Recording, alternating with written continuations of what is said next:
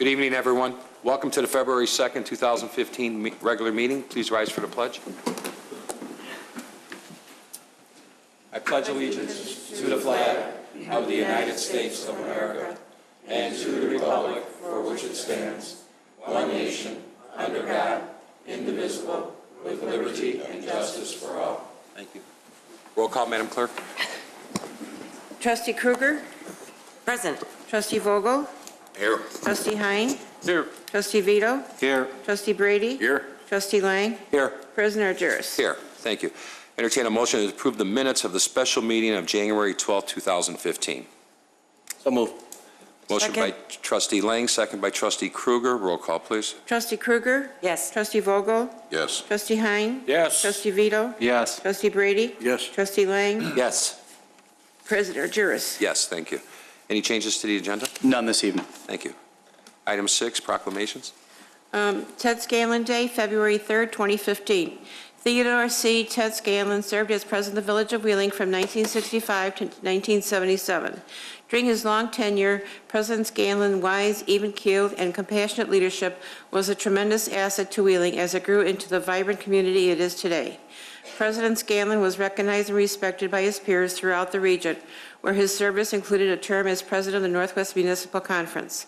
Ted Scanlon's leadership at the village was only one of his many notable contributions to his nation, region, and community, which also included service in the United States Army during World War II, founding membership in St. Joseph the Worker Parish, and the Knights of Columbus Regina chapter, where he was the first Grand Knight in a long-standing role as Wheeling's town milkman.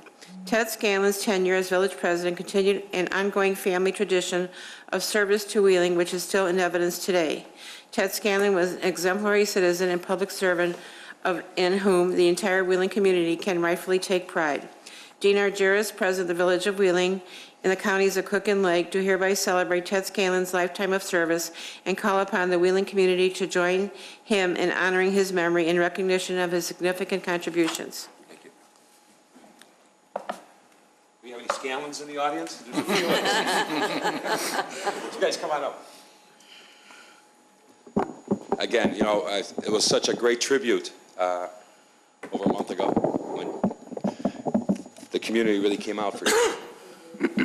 And I always admired him for his wisdom. And even at his age, I tell a quick story that when we had done the London Bridge at that time, and it was a vision of the board to fix it and redo it, and I happened to walk down Dundee Road, read the plaque, and your dad's name was on it.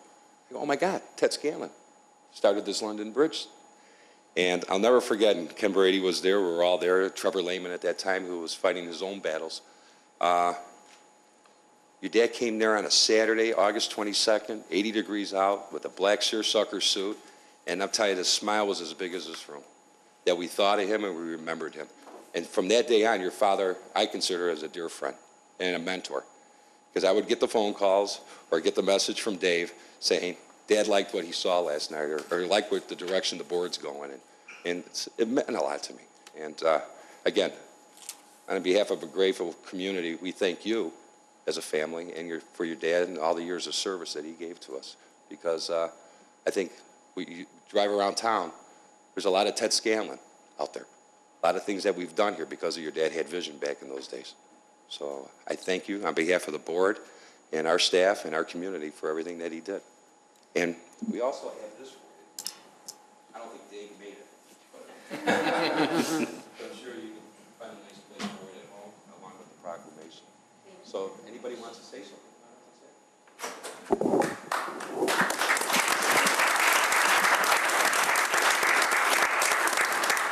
Thanks, Dean. I'd like to thank the board and Tony and the guys and Chief McIsaac and his men and Chief Benson, your guys, Luca and the great IT department, I mean, for the absolutely beautiful, honorable, and very memorable send-off that you gave him. We appreciate it and we'll always remember it. Okay, thank you.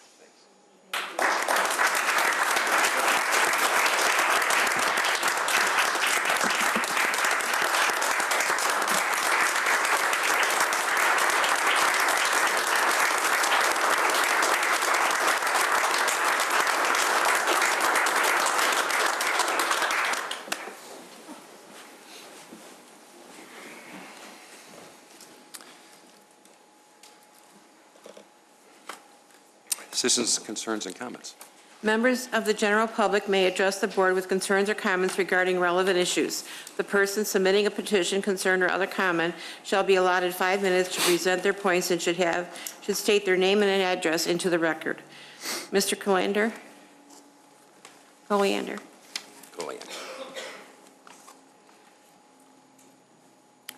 I am Mark Colander. I live on Jackson Drive, and I'm a 20-plus year resident of Wheeling. Good evening to the village board, village president, visitors, and people watching at home. I hate a sore winner. The very group brought forth a concept that should be embraced in any community. Housing for the disabled, be it physical or mental, should be part of any society. The very brought forth a building plan which looks fine as buildings go. However, they brought forth a location which was and still is subpar for this project. People from this community came out to explain why other areas would be better for this building. We were branded in the media as unsympathetic to the cause. Nothing can be further from the truth. The very brought people from outside this area who know nothing about this location for this building, and they talk about what a good thing it will be. It is good to strand people in a building without proper transportation and limited facilities. When the village offers to help them find a different, more suitable location for this worthwhile project, they sued us, and all the while saying what great neighbors they will be. I have news for you. That is not the way great or even good neighbors work things out. But they went ahead and sued us, and they won. Okay, everything is settled. But no, now they want a variance of the plan that they brought before you and that they brought before the court. Why? Because it costs too much money to do it the right way, and if you don't give them the variance, something else in this project will have to suffer. Now that's a quote said to the Planning Commission. This is like drawing a line in the sand, walking over their line, and then kicking sand in our faces. At some time when the state really does go broke and cannot afford this project, Wheeling should have a building built for our 4 codes. A residential building should be built as a residential building. For everything the village has gone through, I feel Wheeling has done an admirable job. I want the to build the building they said they would build. Thank you. Thank you. Ms. Vapantos?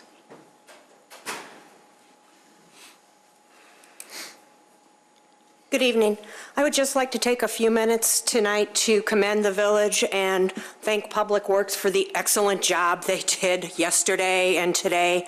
I was smart enough not to go out yesterday, but had errands I had to take care of today, and I will say by far in the northwest suburbs, Wheeling tops every other community as far as being able to get through on side streets and back streets. Not a problem. I live in an area where I can't believe the guys can actually plow my cul-de-sac, and they do it, and we can get in and out, and it's done beautifully. Thank you very much. Thank you.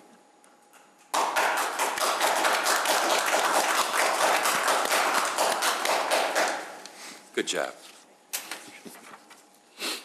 Anything else? No, that's it. Okay. Staff reports, Manager Swanzels. Thank you. Well, that was a perfect lead-in. So I'm going to talk a little bit about snow as well, and actually in a second I'm going to turn it over to Public Works Director Stavros. But just a couple other things that should be obvious to everyone is, you know, when the snow falls, it really does impact our community as a whole, not just the Department of Public Works. And as always, there are things that we could do better, and there's going to be a couple of reminders that we're going to ask all of our residents and businesses to pay some attention to, again, in an attempt to make sure that the community has the best response that we could possibly have. But a couple of facts, you know, this was the 5th largest snowfall in Chicago's history, And some of the things that maybe don't get thought about, but should, is that we have 2,000 fire hydrants in this community. And usually what ends up happening, although we ask for everyone to please dig out their fire hydrant, most people don't. They ignore it, and then, of course, the fire department has to not only find it, but then spend their days digging out the fire hydrants themselves. And actually, we're going to have a slide to show you in just a minute. But in addition to the fire department responding to all the other calls that they normally do, and it looks like there was a total of about 25 calls just yesterday, the police department responded to 5 crashes, 5 parking complaints, which is a good number because it's so low, wrote 28 tickets for parking enforcement for failing to remove their car with more than 2 inches of snow, and perhaps the most staggering number is 45 motor assists. So there are 45 people that our police department helped dig out in some way, shape, or form, and I thought that's not only commendable, but something that the public should be aware of. And with that, I would ask Mr. Stavros, if you would please give a little bit more detail on yesterday's events. Thank you, John. Well, yesterday's events started, we knew it was going to be a fairly large storm. We didn't anticipate it to be the 5th largest storm in the history of Chicago. Forecasters were forecasting 10, 12 inches, maybe 14 inches. Lincolnshire recorded 22 inches, which is probably the closest to us that I could find in the area. And from what we measured in the early hours of the morning, plowing, I would say we were probably pretty close to that. I mean, we were plowing around the clock, and our guys, I think, did a great job considering the trucks. We had some numerous breakdowns that we normally wouldn't have this type of snowfall, but it happens. Some of the equipment that we have, as you know, are getting up in years.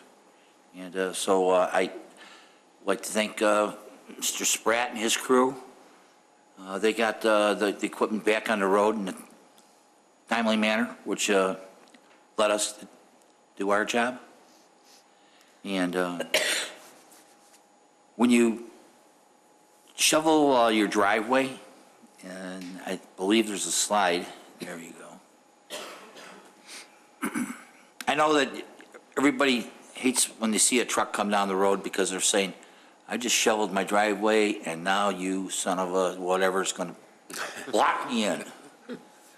Well, we send this picture out in our newsletter, and it depicts how, if you clear your driveway properly, you can lessen the snow buildup from the snowplow in front of your drive. And it'll show, if you clear the area in front to the lead side of the drive, as the plow approaches the drive, it'll deposit the snow on that lead front instead of depositing it in front of the driveway. And you have to think ahead. I know when you get 19 inches of snow, you're not going to be able to do it if you've already shoveled it and you're at 3 feet tall at curb line. So if you think ahead when you're clearing your driveway and follow this diagram, you'll find that you're not going to have such a problem when the trucks come by, and you're not going to be out there throwing the shovel at the trucks and the guys as they go by.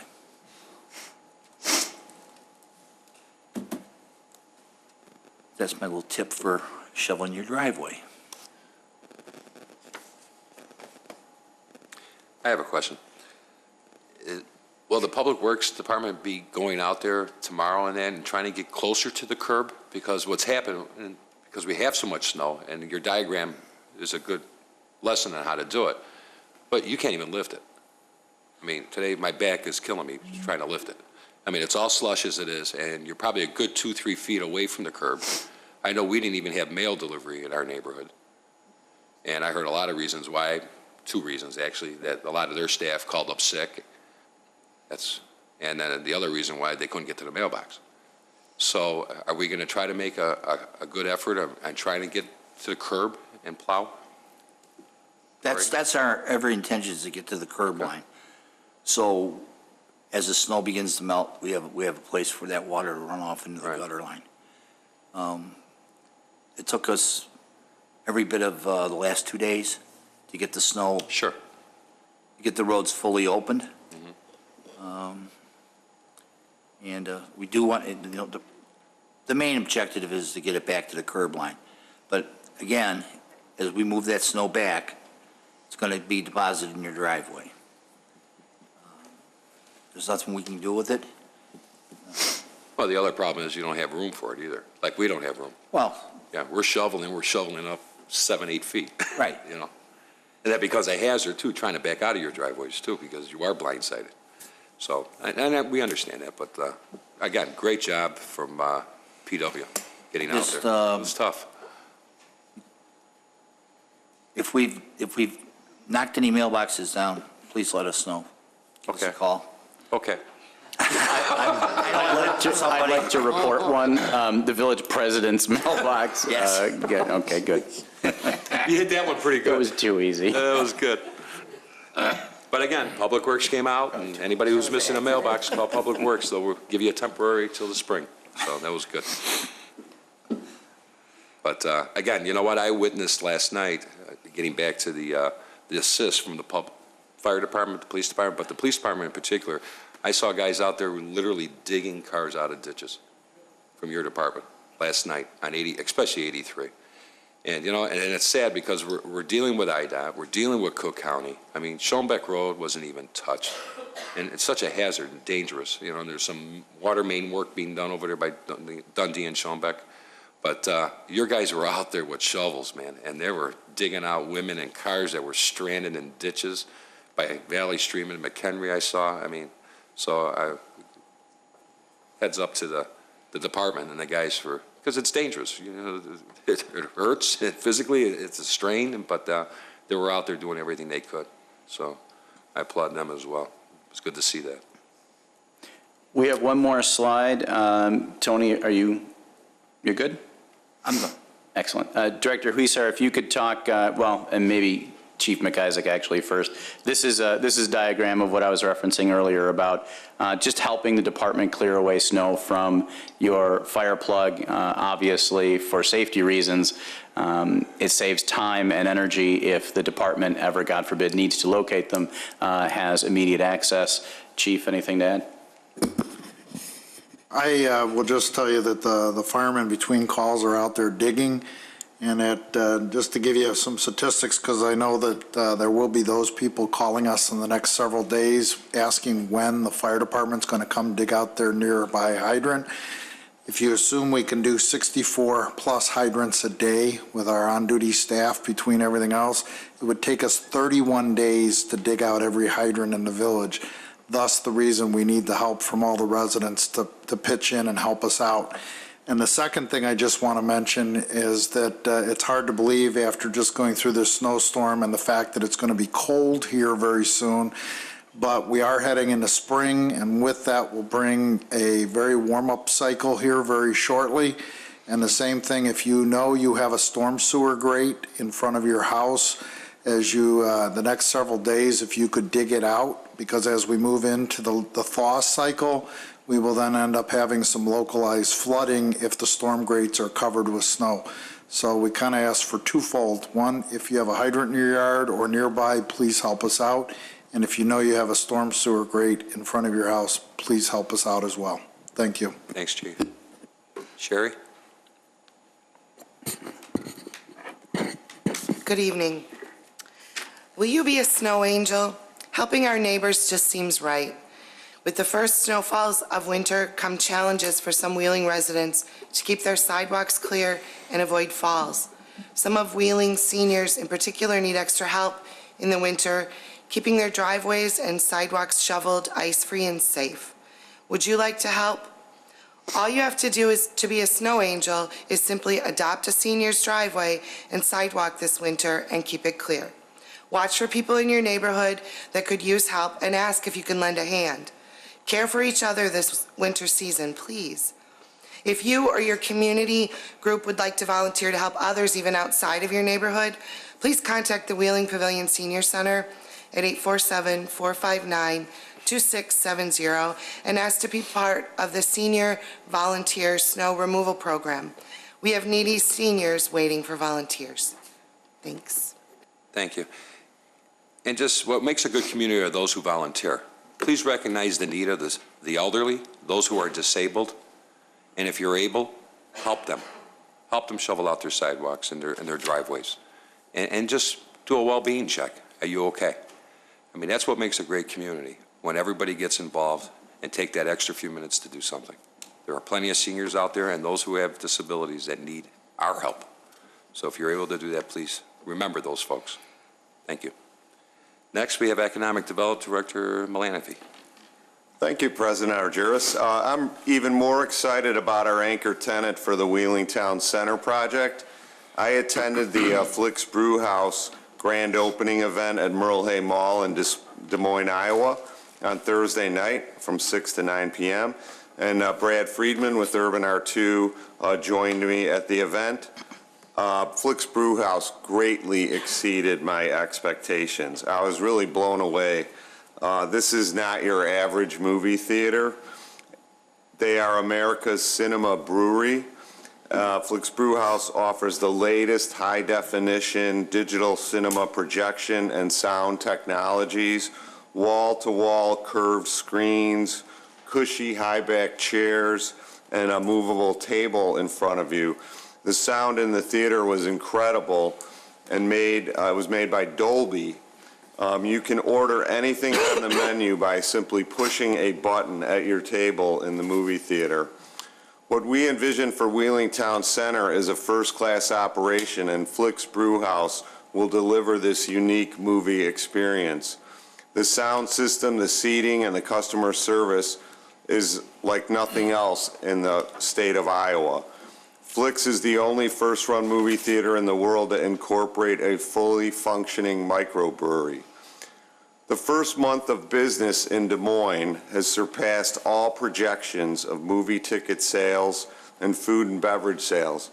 One might say there's not much to do there, but this theater has really captivated the customer with their menu and their craft beers brewed on site.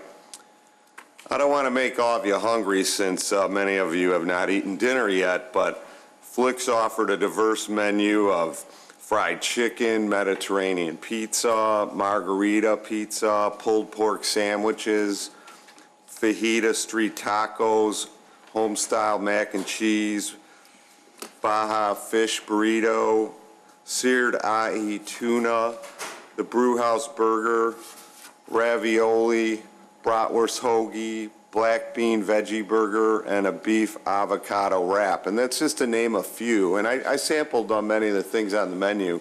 It was really well done. They even offer dessert, bourbon pecan pie, a warm apple gelati, a tuxedo cake, which is a real dark chocolate cake, and banana bread pudding. You can also build your own shake, chocolate, vanilla, and strawberry, and you can also add Oreos and Reese's and M&Ms and so forth. I was also surprised by the movie ticket price of $7.50 before 6 p.m. and $9.75 Sunday through Thursday. Ticket prices on Friday and Saturday night are $10.50, and you're not required to buy food. And although most people in the audience that night did order food, and you can also just go in and eat at the restaurant. So it not only is a movie theater, but it's a restaurant. They offer 9 of their own craft beers brewed right on site, and they have 38 other draft beers for their guests. They also offer an extensive wine selection and a variety of specialty non-alcoholic drinks. The Flicks Mix lobby bar and cafe is open 7 days a week to the public, no ticket required, so patrons can come in and grab a bite to eat, or have a locally brewed beer anytime. Flicks will be opening another location in Carmel, Indiana, in the Indianapolis metropolitan area in April, and they've invited members of the board to attend. Finally, I'm even more confident that Flicks Brewhouse is the unique tenant we need to anchor Wheeling Town Center and provide the entertainment venue for Wheeling residents and visitors alike. Thank you. Thank you. Thanks, Jack. I think that's it. Consent agenda. All items listed on the consent agenda are considered to be routine by the village board and will be enacted by one motion.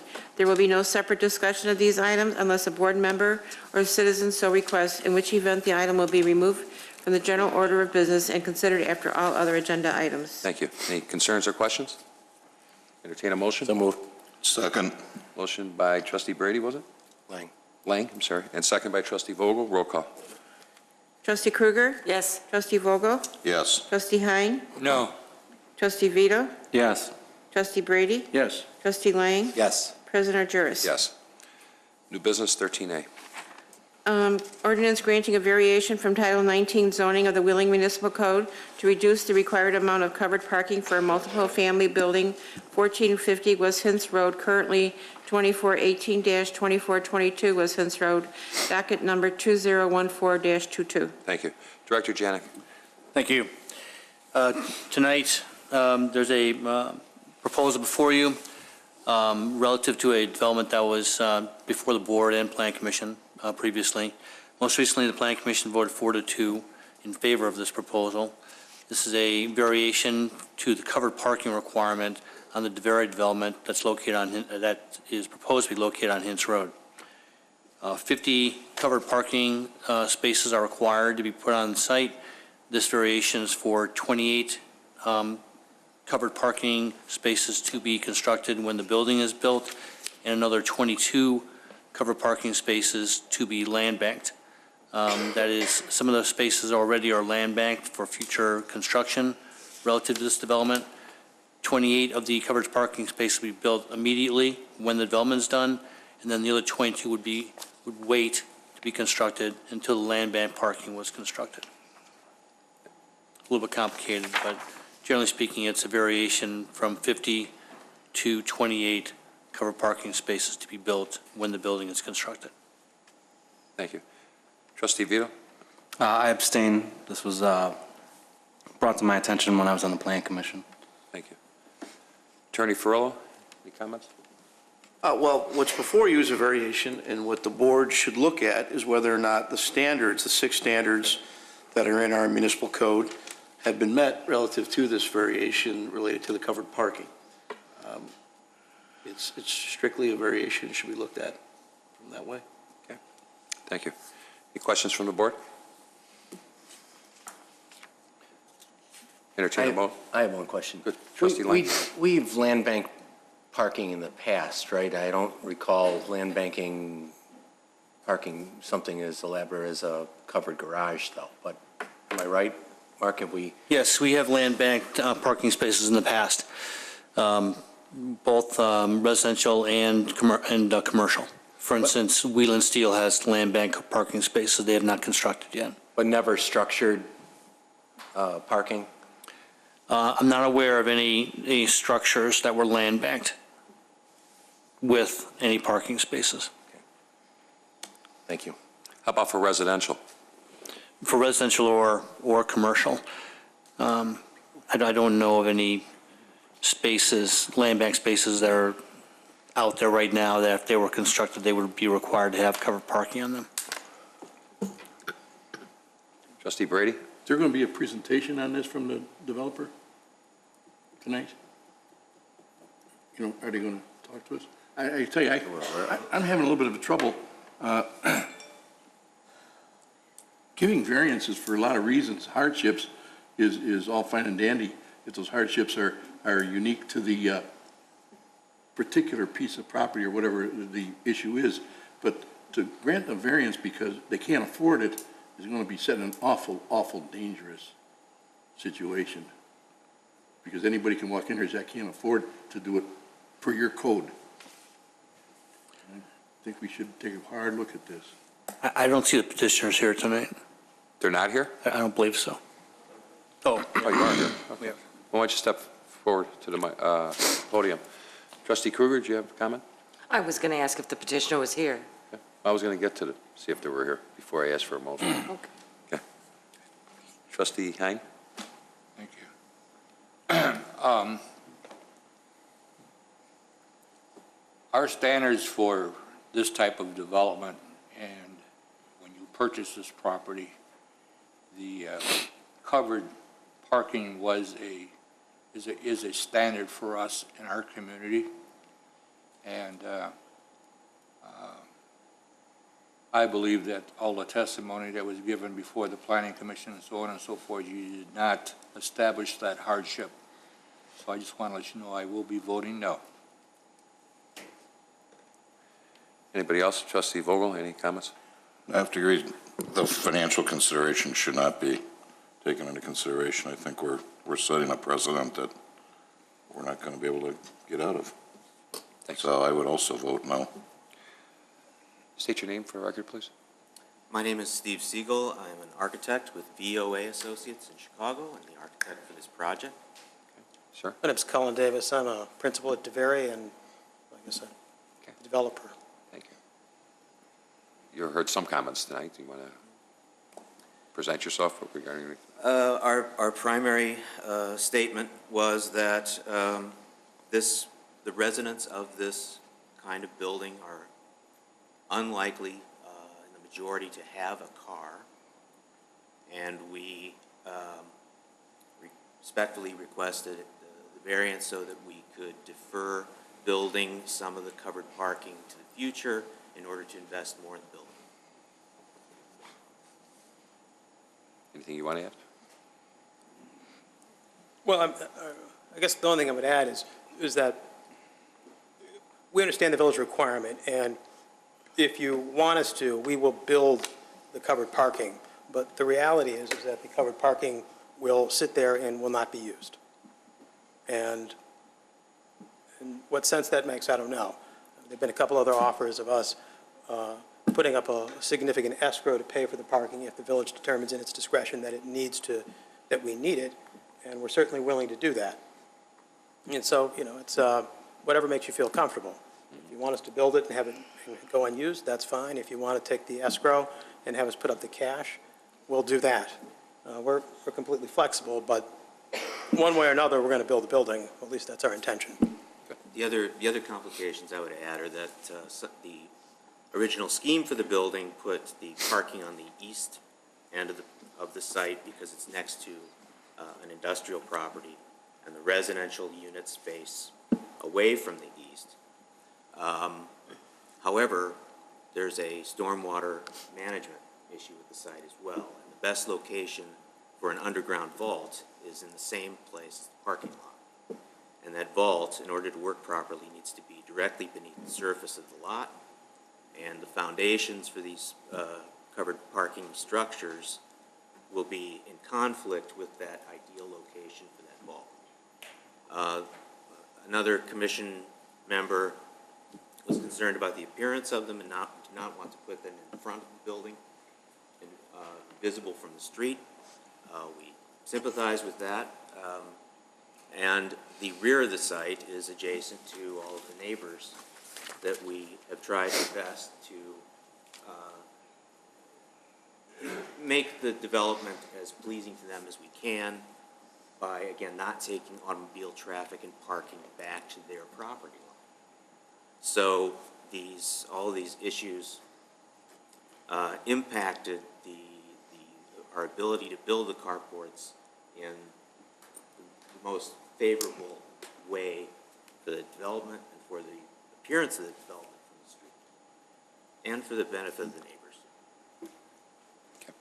And I think that's our statement. Trustee Vogel? Quick question, if you can come up with the cash to put in escrow, why is this a financial difficulty? I mean, you either spend it on the carports or you're putting it in escrow. That kind of tells me there's not a financial difficulty.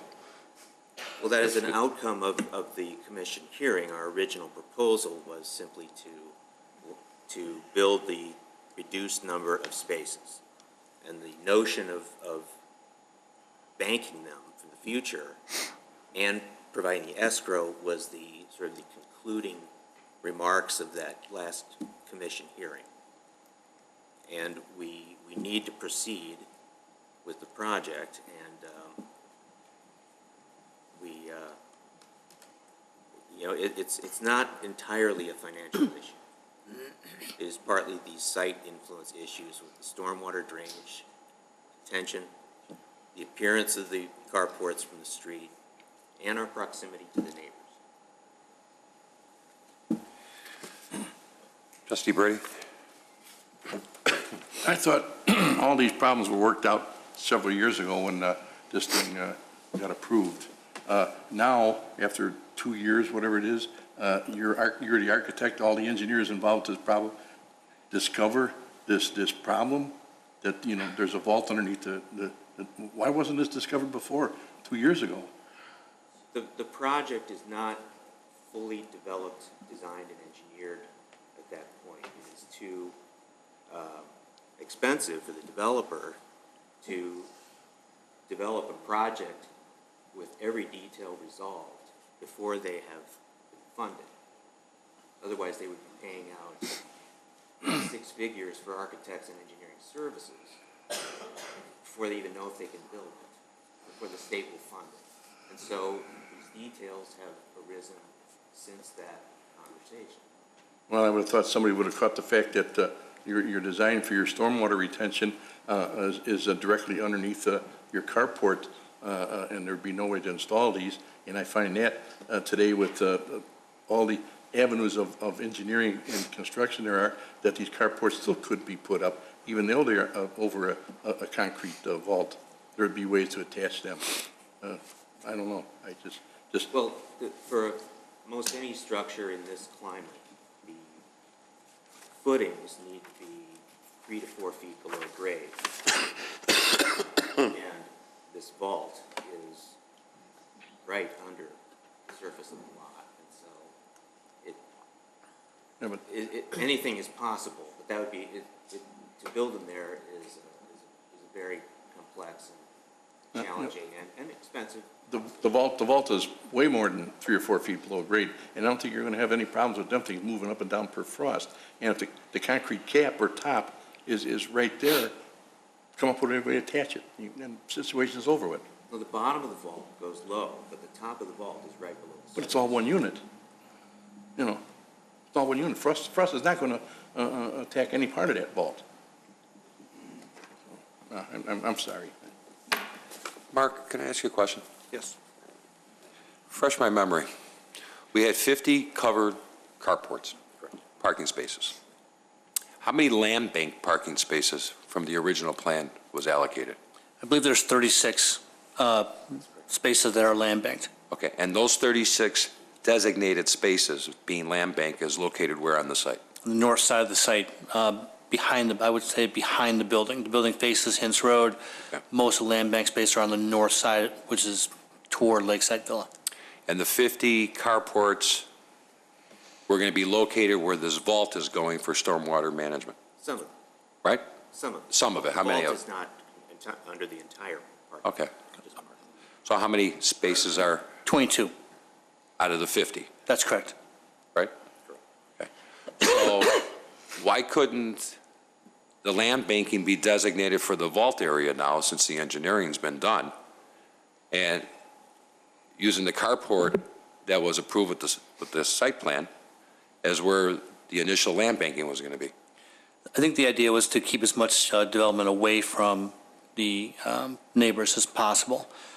Putting the parking spaces where the land banking is would be close, right next to the property line at Lakeside Villa, and the fumes, noise, they're trying to keep it away from that location. Well, I saw one of the complaints from Lakeside Villa was their concern about runoff. And good job with the engineering firm and everything else, assuring them now that we have stormwater on that site and with the vault and everything else, so you're going to take care of the thing that's always been a scare and a problem with Lakeside Villa. So to me, that's a moot point. Right now, what I'm concerned about, to be honest with you, is precedent. We talk about precedent. And the site plan was approved, and I understand final engineering has to come in, and sometimes you got to tweak things. And that happens all the time, until you really get, your hands dirty in there and see what you can and can't do. But what concerns me is deviating from the site plan and taking away based on, in my opinion, some of the standards, line item 2, line item 3, and the standards. I watched the Plan Commission meeting. I kind of agree with a lot of the Plan Commissioners there. But what if something happened, and you got to think of the future, not just the development today. What if something happened and Davari's not there, or Philhaven isn't Philhaven there anymore, and it becomes another Mather Lake or another VIP where it is a multi-apartment rental unit now. And based on our codes and what we've approved all the years I've been around, would cover parking, and Plan Commissions thrived on that. To take that away and thinking somebody else down the road is going to do it based on what we approve on a variance, it doesn't work with me. You could say that the residents that will be living there may not have a car. Well, they may. Who knows? I just think there's something we can work out where that can go where initially where land banking was going to go to fulfill the site plan that was approved, instead of granting a variance on something that, again, I don't think it met a couple of the standards, only because of that. And I just hate to have a precedent. We have a multi-million-dollar development on Northgate being delivered, that being built right now as we speak. They could come back and ask, well, this is great. We're going to take some of the land banking away, and we're going to take some of the covered garages away, and because you're allowing it now. The perception out there, and I think that's not good for the development and for the future of this community. So that's my comment on that. I don't know if anybody wants to say anything else. Well, other than, I'm all in favor of land banking parking. We've done it for as many projects I can remember with the Plan Commission. But having not done it for structured property is really a risk. And it's a bad precedent as well. I think you just kind of touched on that. So land banking is good, but it's only as good as who's in that particular spot at that time. Right. And if it does turn into another development down the road, we don't have those assurances that structured parking would be in place, even if there is a covenant on there, right? Would we have those assurances that parking would always be able to be built, or guaranteed? You'd have to pursue the next developer. To do that. Okay, that's the risk. That's where I'm struggling on it. Other than that, land banking parking is usually a good solution. That's all. And again, just to touch base, the thing that really caught my eye was the variation standard number 3. Describe how the alleged difficulty or hardship has not been created by any person presently having an interest in the property. In my opinion, it hasn't. Based on all the testimony, the year of going to the Planning Commission and getting a site plan approved and everything else, today, all of a sudden, I don't see that as one of the standards. And my no vote would be based on it hasn't met that standard. So only because of that. So if anybody else have any questions, I entertain a motion. So moved. Motion by Trustee Lang. Second. Second by Trustee Kruger. Roll call, please. Trustee Kruger? I'm not in favor of granting this variation because of standards 1 through 4 of the variation not being met. So that's a no? No. Trustee Vogel? No. Trustee Hein? No. Trustee Vito? Abstain. Trustee Brady? No, because of the comments I had made earlier. Trustee Lang? No, due to the risk involved to the village. President Juris? No, based on my comments. Just as a parting word, I just wanted to say that I thought all of your reasons were well thought out and made a lot of sense to me. And if I were in your situation, I would have done the same thing. But I just want you to understand that, I'm a real estate developer, and what I do is I work things out and make sure that things happen at the end of the day. And we're going to do that here, and we're going to produce a building that is going to conform to your requirements, and that the Village of Wheeling is going to be proud to call one of its own. Good. Looking forward to that. Thank you. Can I make a comment too? Sure. Mark, can we look in the future on what the ability of land banking structured parking would do based on comparing it to what we're doing now with unstructured parking? Can you workshop it somehow? No problem. No problem. Thank you. I have the Plan Commission review the title on it and see what needs to be done. Sure. In the future. Thanks. 13B? Discussion regarding sales and service of alcoholic beverages in Heritage Park. Thank you. Manager Svendelis. Thank you. Last year, the Wheeling Park District opened the brand-new Heritage Park project, and there was much discussion last year about creating and providing a liquor license for their use during the open season of softball and beyond.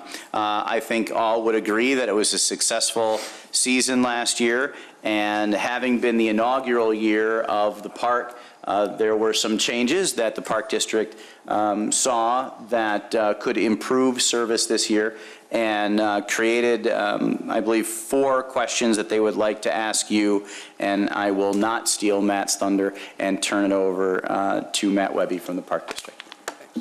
Thank you very much.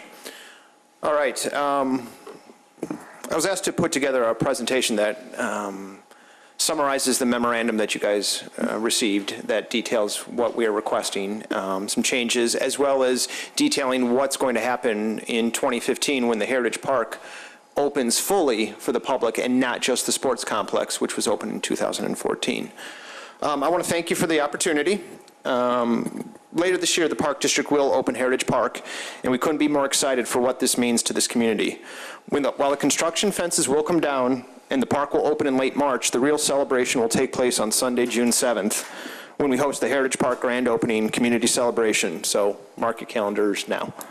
What I would like to do tonight is talk a little bit about operations from 2014, when the Park District was granted a license for the sports complex, and then talk about our plans for 2015 and the opening of the entire park. The information I will present tonight is also included in the memorandum that was provided, so feel free to reference that, as my presentation will be summary of the information in that document. Okay, let's see how I do on this. Look at that. Sorry. In 2014, Heritage Park opened up the operations at the Heritage Port Sports Complex.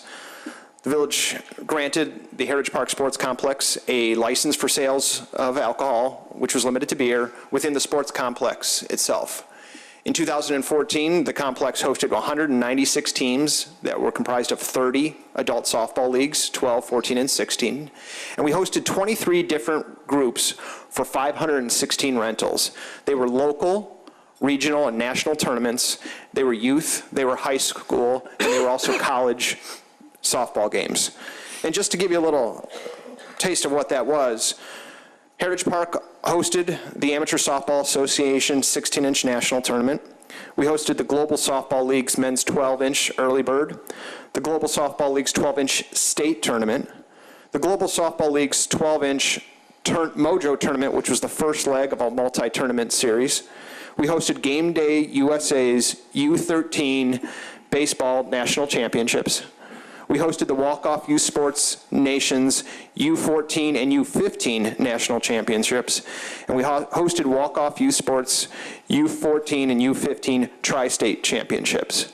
We are proud to say that these events went off without incident of significance, and that we are expecting even greater events coming in 2015. We've had a successful year, and we've experienced and we've learned a lot. And what we want to talk a little bit about is what we've learned and some of the things that we'd like to see moving forward. So I'm going to This is Heritage Park. This is an overview graphic that shows it. What I'd like to focus on today are two specific areas. The sports complex, which is highlighted in the center and is comprised of the ball field, diamonds and that ball complex, as well as the performance pavilion, which is located on the west side of the park, just south of the community recreation center and the new development, which will go in the town center, which is just to its north. All right. So Heritage Park for 2015, what we are planning.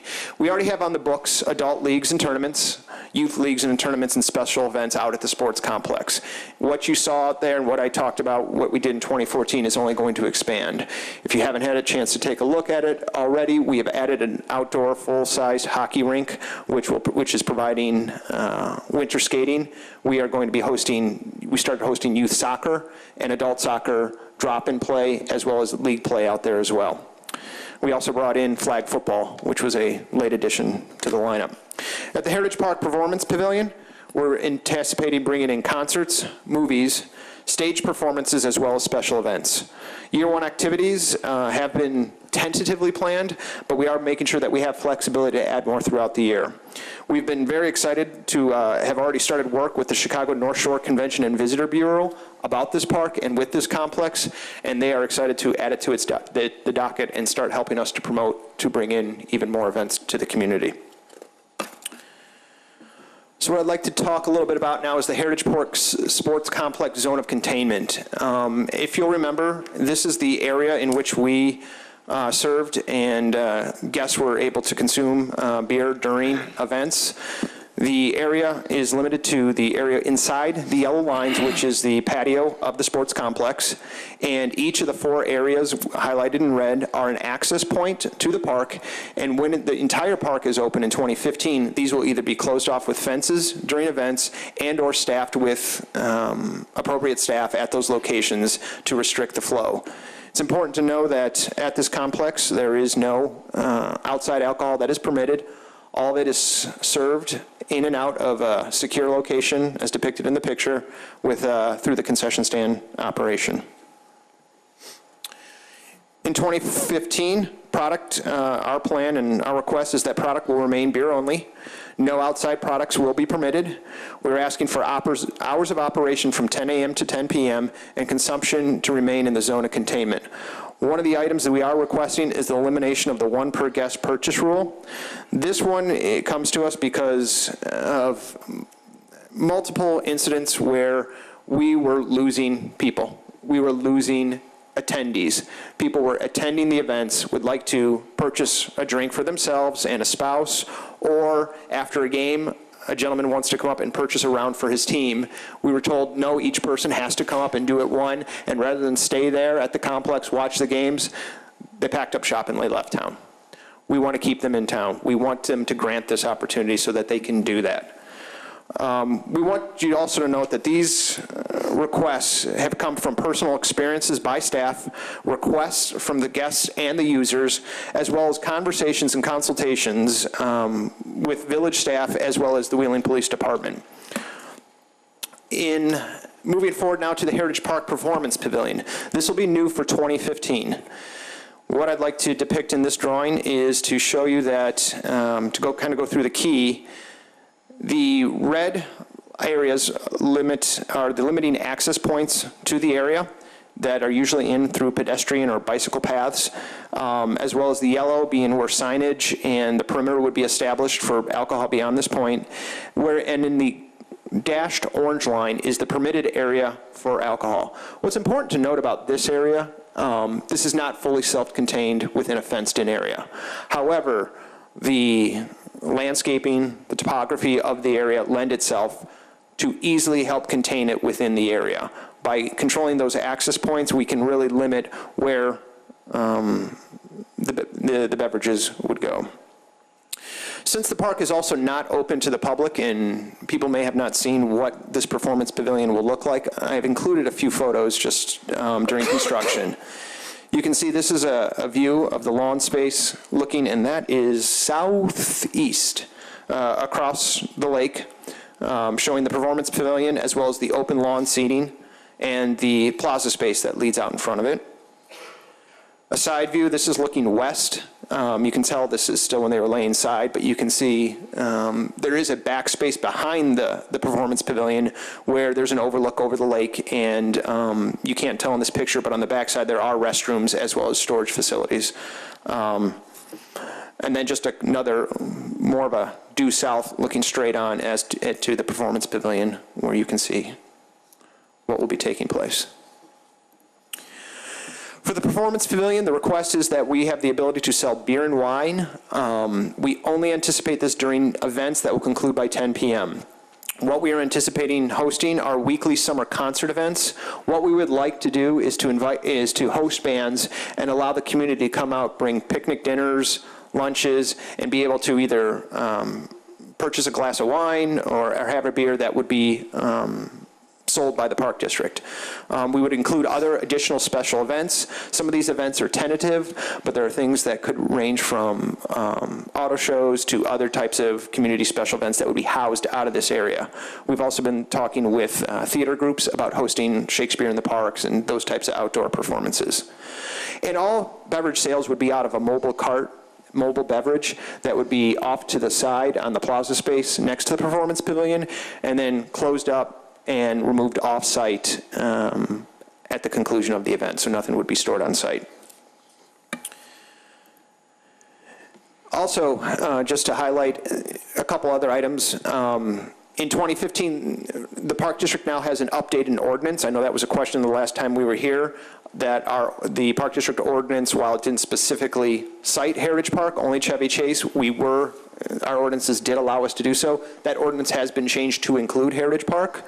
We will continue to maintain trained staff on duty at all times through our Bassett program, which is the TIPS program, and that we feel very strongly that we have a good relationship and a strong relationship with the Wheeling Police Department and their staff, and that we will have open communication as well as coordination with the Village of Wheeling Police Department continuously throughout the year.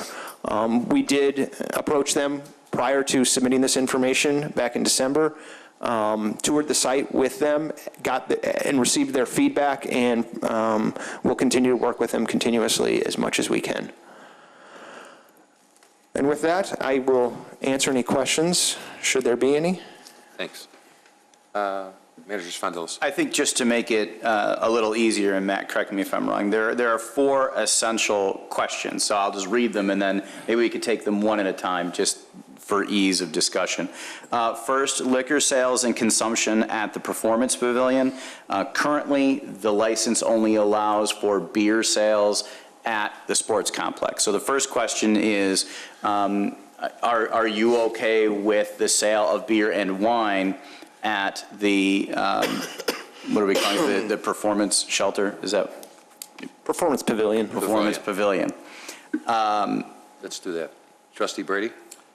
I have no problem with moving we talked about that early on, and it's be kind of unfair to not have it there because you go there to watch the shows and everything else. The 2 concerns, now that you're having possibly 2 events going on there, to make sure that you have enough security to handle both these areas, especially around the Pavilion Center. That's a large area, and people are sitting on lawns and moving around. And secondly, I don't know if you've included in here, but per our new ordinance on liquor sales, all people selling liquor have to be Bassett trained, everybody. So. Well, that will be the case depending on the next item, if you agree. So maybe there's a prelude there. All right. But yes, the intention is for that to happen. Good. Yes. Thank you. Trustee Krueger? Yes, on this first topic. Trustee Lang? Yeah, I think it's important to the success of that overall project that you expand that. Trustee Hein? Yes, I think it's the type of operation that they're going to be running over there is beer and wine is conducive to having that type of a program. We are becoming a destination center with this project here. Okay. Trustee Vito? Yes, I'm looking forward to that opening this summer. Okay. Trustee Vogel? Yeah, based on our experience with the ball fields and stuff, I see no problems opening it up to the pavilion area. In fact, I think that's natural over there. And myself, yes. Item 2. Item 2, the change in the hours of sales. Currently, the Class O license says for sale between noon and 9 p.m., and the request is to change that from 10 a.m. to 10 p.m. Right, Matt? Did I get that? Correct, yes. Okay, so liquor sales changed to 10 a.m. to 10 p.m. Okay, I'll start with that one. I thought about that. How are you guys with 11 to 10? And it nets you 2 additional hours a day, still. That's I think better. it just makes more sense. Right, that's better. The bigger side is on the back end because of traffic sometimes on Denise. We start our games later at 7:30, and by that time, you're up on that 9 o'clock hour before the teams can get here, so that would... That's why I thought 11 o'clock is closer to the lunchtime hour, and that. So if you guys are okay with that, I'll get a consensus from the board. I'm okay. Trustee Brady? Fine. Trustee Kruger? I'm good with 11 to 10. Good. Trustee Lang? Fine with me. Trustee Hein? Yes. Trustee Vito? Yes. Trustee Vogel? Yes. 11 to 10.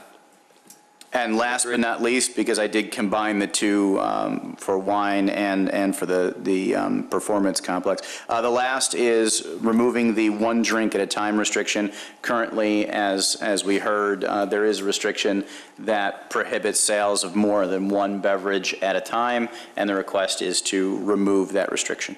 Okay, let me start. Matt, how would you handle it then?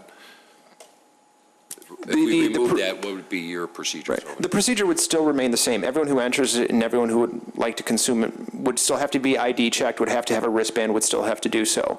One of the things that we have found is that with the restriction of it and the way we had served it, it was fairly easy to monitor through the complex. We always have staff roaming the facility. So should an individual say, you know, I'd like to purchase it for 6 individuals, or I'd like to buy 2 or 3, you know, for my friends or whoever it may be, we would monitor that and we'd be able to check to see who they're doing it and making sure that since they will have the identifier at all times, Gone through the ID process. they've gone through the ID process. So that should be the way that we have as much of a concern as I'm sure any of you would, that someone's going to purchase them and then hand them out to other individuals. But since we will always have roaming staff around and we have the identifier, that we can keep track of that.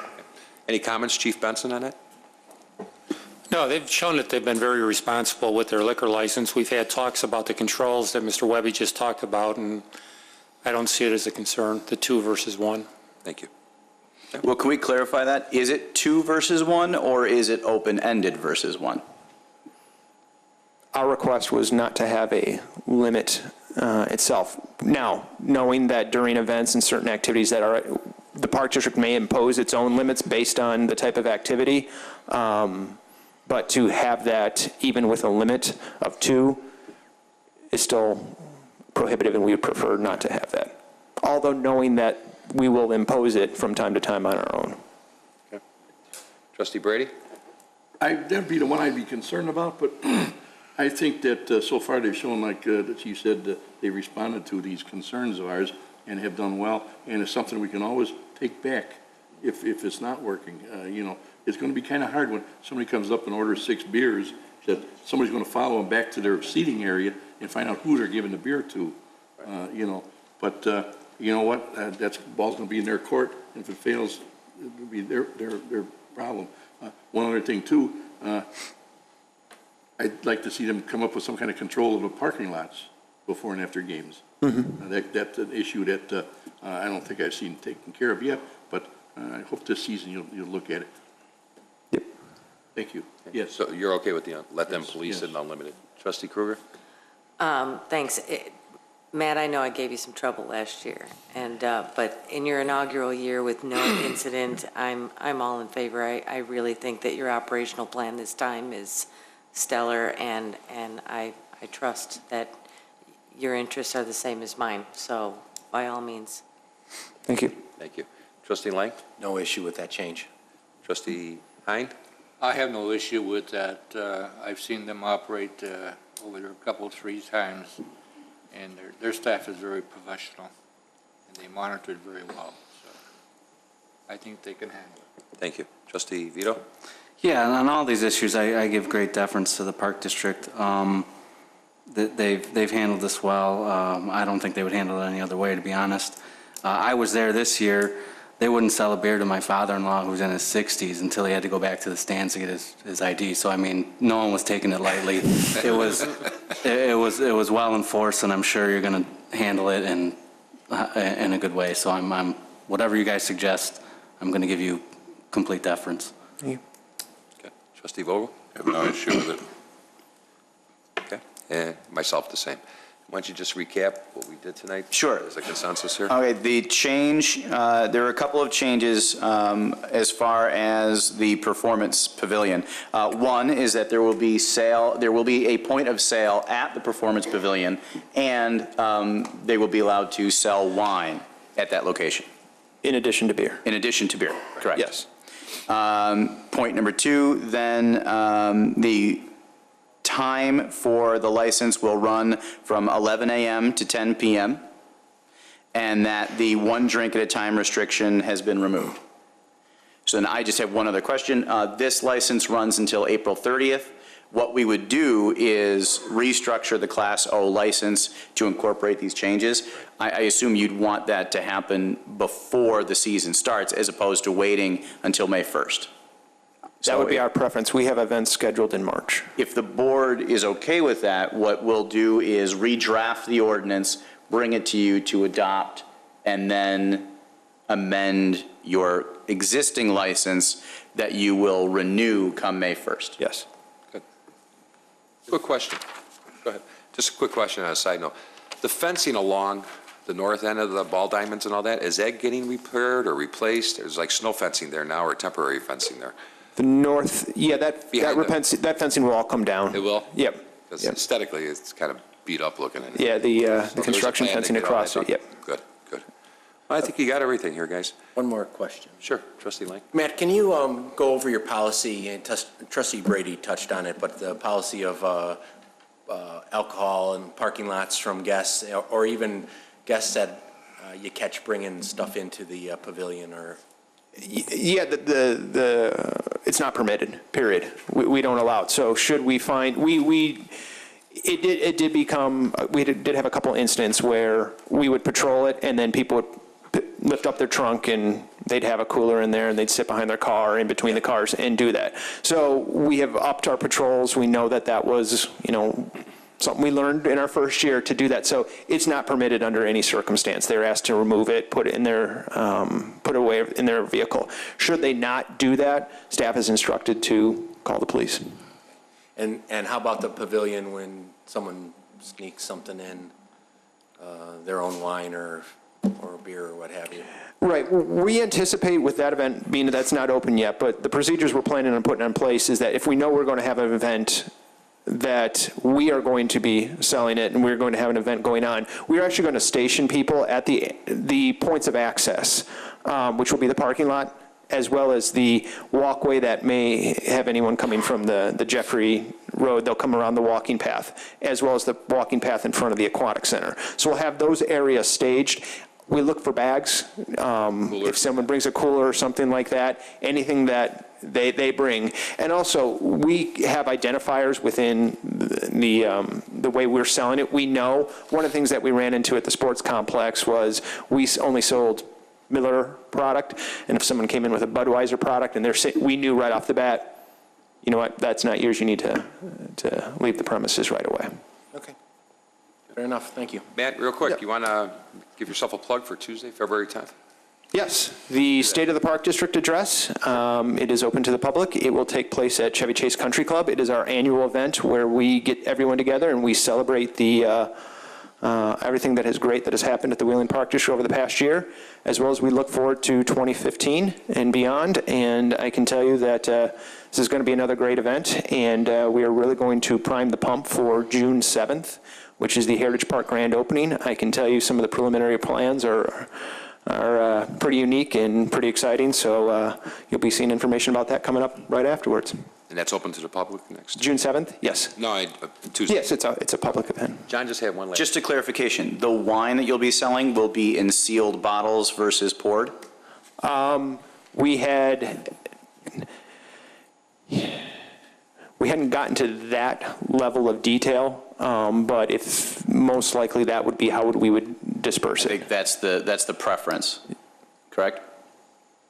I remember that's what we talked about. I just want to get it clarified. Yes, Okay. we can do that. Thank you. Okay, See you next week. thank you. 13C.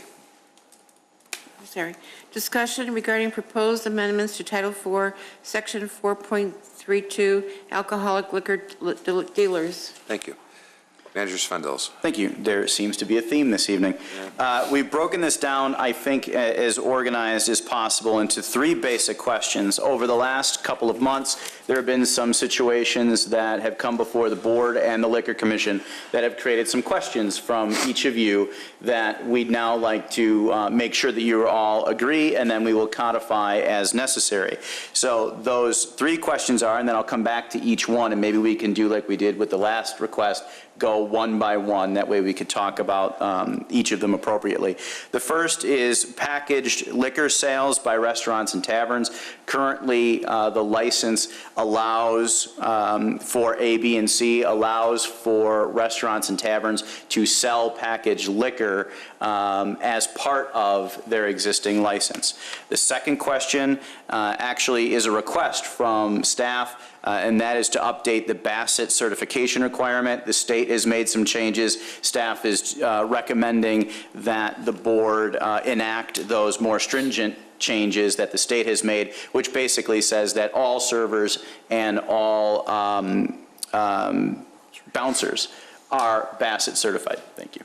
And the third is to remove the initial fee exemption for new owners who transfer their business to another owner. So right now, the code allows us, and in fact requires us, to waive the fee of a license if a business changes hands during that license year. So the request was made to remove the ability to waive that, which would then force the initial fee, which would, or the license fee itself, which would then force the new owner mid-season to pay the full nut, as it were, on the license. So starting again from the beginning, the question is, do we want to remove the ability for Class A, B, and C license holders to sell packaged liquor from their restaurant table sales license? And there is a way around that because, of course, there's a little bit of an issue. We have a couple of businesses in town that have separate point of sales for takeaway business, such as the Ram sells growlers, Cooper's Hawk sells wine. They have actually a whole other retail component. There is a way that the board can create we called it a Class D4, which you can only get if you already have an existing A, B, or C license. This would then allow you to sell packaged liquor for a small fee, and we could talk about what that is. But that gives the board, actually the Liquor Control Commission, the authority to control who does and does not sell packaged liquor based on their resident license. I mean, their business liquor license, their restaurant license. Does that make sense? Is the question clear? Okay.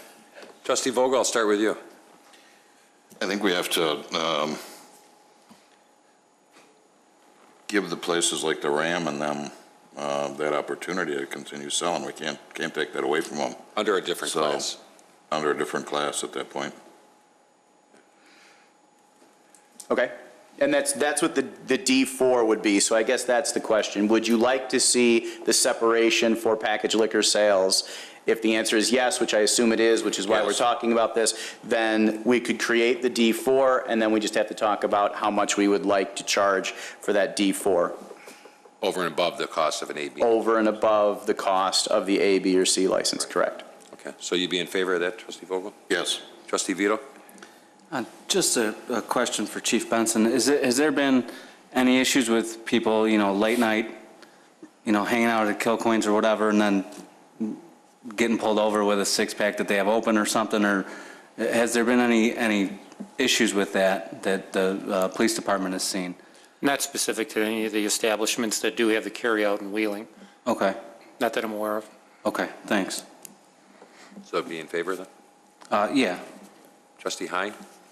Yeah, I think the magic word is ancillary. The Ram and the Cooper Hawk, that's a part of their business. It's a mainstay for their business. What I'm hoping that we can control are some of the ones that use it every now and then, or they don't have the facilities to do that. So I'm in favor of it. Thank you. Trustee Lang? Is there any pushback right now from any of the liquor establishments saying that they still want to do this, still want to be able to sell a six-pack out late at night? We didn't ask. Okay. But this is a matter of control, so we anticipate that there may be some. I guess the question for the board, though, is whether or not the potential safety risk is worth it. So the direct answer is no, but we would expect that there will be some establishments that say that we are eating into their business. Okay. Yeah, I think I'd like to see a special license created for the two Coopers and Ram, and anyone else who then qualifies for such. Yes. Trustee Kruger? I'm in favor of the D4 license. Trustee Brady? That would allow, let me get this straight. Excuse me. The establishments that serve alcohol as their business and allow carryouts is going to be this new license? Or are they going to be prohibited from doing that? Basically, the D4 is allowing businesses to do what they're doing right now. You're basically then eliminating anyone who doesn't come before you to specifically obtain a D4. You're removing their ability to sell packaged liquor, if it's easier to think of it that way. Because I'd hate to curtail some of these businesses. I mean, you're going right down the line, Bob Chin's, all these organizations that they sell their margaritas and you know, Cooper Hawk. The intent is absolutely not to do that, that any of those businesses that have legitimate ancillary sales from liquor, they would simply apply for a D4 at the same time they're applying for their A, B, or C. And the fee, which is the next question, would be something nominal. There was a matrix in your memo that had anywhere from $100 to $600. But we would recommend anywhere between $300 and $500 for the D4 license, or something Trustee Kruger brought up, maybe just say 10% of, depending on what your license is, your main license. The A, B, or C, if you want the D4, it's 10% of whatever the value of that license is, which would keep it between, what, $250 and $50? $2,500 annual fee. And Right. and the smaller establishment, like a Kilcoins, let's say, could still, a guy wants to buy a six-pack to bring home. It's not their main business, but it, you know, this has kind of been a tradition in taverns forever, that a guy, you know, needs something at home, he just brings it from there. It's not that their business is selling carryouts. Well, I think the answer to that is if Kilcoins chose to continue or chose to continue to sell that way, they could come to you and ask for a D4 license, and it would be a financial question for them whether or not, say, the $250 is worth it to them. But it also gives the commission the opportunity to say, you know what, we don't want taverns selling beer out of a cooler at night.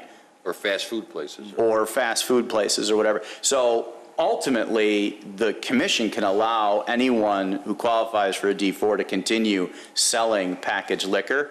But this way, at least we know who's doing it. Okay. One of the challenges right now is that we have no idea, because everyone's allowed to do it, we don't really know who does and doesn't. Okay, I'll go on with that. As well as I. Okay. Okay, and you want to talk about the fee now? Please. I like the idea of 10%, the $250. So I'll get a consensus on that. Trustee Vogel? I agree, 10% would be fair. It's got to be a different price than what the normal A, B, or C is. Trustee Vito? Yeah, that's fine. Trustee Hine? Yes. Trustee Lang? Yes. Trustee Kruger? Yes. And Trustee Brady? Yes. And myself, yes. Excellent. Okay. And remember, this won't go in effect until the renewals. Until May 1st. We're not changing anything right now, so. Correct. Okay, so you want the next one now? Yes. Beg your pardon. When do the notices go out for the renewals? When? Very soon. They will go out in February, which is why we wanted to make sure that this conversation took place, because we'll change the application, we'll change the letter and all that, so that it's all very clear to each of the businesses. Thanks. The second question is about Bassett certification, and again, the state had made some changes, basically that makes all bouncers and servers be required to be Bassett trained. Staff believes that this is a very good thing and can only help. Again, it is a requirement of the state, so it is simply to say we should update our code to match the requirements of the state. I thought we had done that already.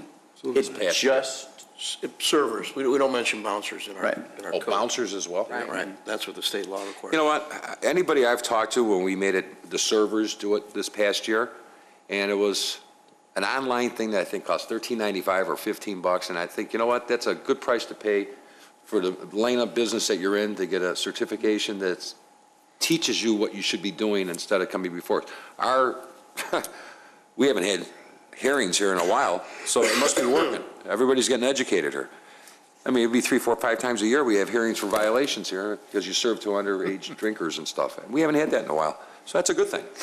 And anyone I've talked to, they haven't had a problem. It was an hour, 45 minutes, and they got the certification, cost $15, and that was the price of doing business for their business. So, for their education, put it that way. There will be an executive session coming in the next couple of weeks. That's why we're smiling. Okay, Trustee Lang. Is there, I looked this weekend and I couldn't find anything. Is there Bassett training for liquor commissioners? Such that would kind of give us an idea of what it is that we're requiring folks to do, so we're better in tune with it as well. Anybody can go. Anybody can take it. Can't you tell Yeah, when you we're can drunk or take it. sober? But I mean, is there a special program for? Not one specifically that I know of for legislators, but I think if you went through the program, and certainly we could set you up to do that. If you'd like to go through the Bassett program, we can certainly make that happen. Okay, it's a possibility. It would be nice to see what it is that we're asking people to go through and as well, and have a better handle on it. I think that's a great idea. Trustee Brady? It's not that bad. Nah. No, it basically teaches you how to recognize people's behavior and how to handle the situation without, having to get violent. Get violent, okay. Trustee Krueger, any comments? Hey, Knuckles. No, except I'm in favor You're of in favor. updating our code. Trustee Brady, I know you are. Trustee Lang, I think you are too. Trustee Hein, Trustee Vito, Trustee Vogel, and myself. Excellent. Good. And the last one was a request, I believe, came from Trustee Vogel, and that was simply to, in the situation where a business changes ownership, that we would eliminate the code language now that says we would waive the fee for a license for the remainder of the year. We have been doing that. It happens only occasionally. For what it's worth, staff concurs that it's appropriate to charge a new business for the license that they are seeking, separate and apart from the fact that it is mid-year and not at renewal time. So this was a request, and staff concurs. And Good. Trustee Vogel? I think that there's expenses involved in working with a new owner during a background check, is there not? Well, I don't think that's the question. I think the reason why we did this, because we wanted to create a value for that license. Our staff was always working on liquor license stuff. It's not the point of expense, more so that it's a value. For many years, probably 30 years, the price of liquor licenses across the board. We're talking about the initial fee. The initial fee was to create a value of buying into a license itself. Not so much a background check and all that other stuff. That's part of the business end of it. But it was to create a value. And I think that's what we've done.